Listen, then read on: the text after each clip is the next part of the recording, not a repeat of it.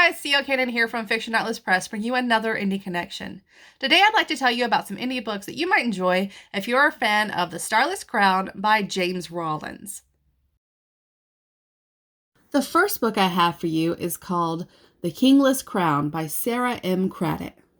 A crown woven together by lies, a kingdom with a power to unravel them. 4 reaches, 4 brides. Only a fortnight separates the young women from becoming reluctant queens of the usurper king Aegon Regain. 20 years earlier, King Aegon's father cunningly devised marriages between the highborn sons and daughters of the oft-warring reaches, sealing the unions before they could protest, shattering existing betrothals in place of forced alliances. Now Aegon, the cruel boy king who stole his crown through murder, demands the eldest daughters of these unions. To accept is unfathomable.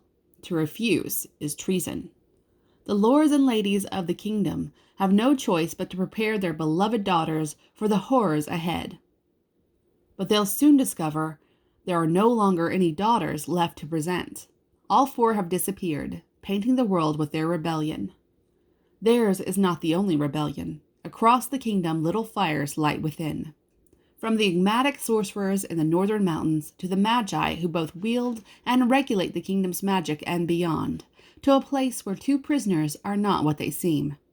As the reaches ready themselves to face the kingdom hovers on the edge of chaos. And there are many who recall, in candlelit secrecy, tales of a time before.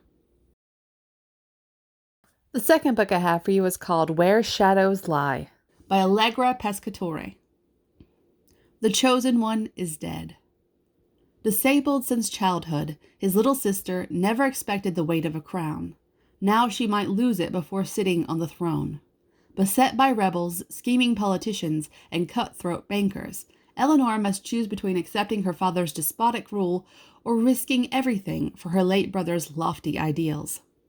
Meanwhile, from the rainy streets of Lirin to the scorching dunes of the Mondaire Desert, the ripples of her actions have inadvertently broken a chain of events 5 centuries in the making. Ancient forces move in the shadows, calling in debts and striking deals. A monster with 1,000 faces fingers his knife, ready to kill, and a pair of fugitives run for their lives, unaware of the danger they carry with them. The third book I have for you is called Crimson Sun by Colby Dunn. A long-lasting treaty shatters. The horns of war echo from the east. A conflict ignites that will determine the outcome of all life in the hidden lands. Caleb Rembrandt and Tritus must rise to defend his homeland from the sudden invasion of Talgoth, the rising kingdom led by a merciless queen. Joined by a blacksmith's daughter, hex-casting wardens, and a mysterious shapeshifter from across the sea, Caleb sets off on a quest for retribution, but forces more hostile than foreign steel await them on the road. The struggle of power kindled by the sister blades begins a new cycle, and fate is watching.